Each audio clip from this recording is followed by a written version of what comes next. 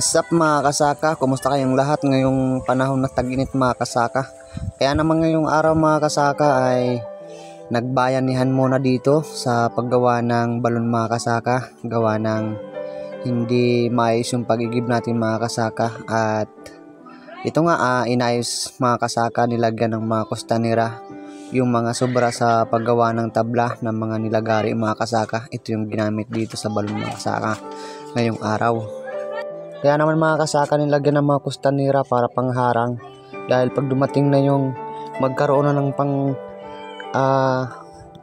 budget para sa pagpapasiminto ay pwede nang buhusan mga kasaka para hindi na mahirap yung pag-igib at medyo malinis talaga yung ating iigiban na balon mga kasaka. May mga sasabihin pala ako sa inyo mga kasaka, kahit ganito man yung hirap natin, na napakahirap ng buhay natin mga kasaka. Patuloy lang tayo sa buhay, dahil yung buhay natin mga kasaka ay parang umaakyat tayo sa hagdan mga kasaka.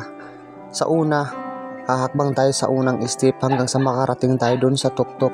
At habang nagpapatuloy tayo sa buhay natin mga kasaka, mamamalayan na natin ay nasa taas na pala tayo.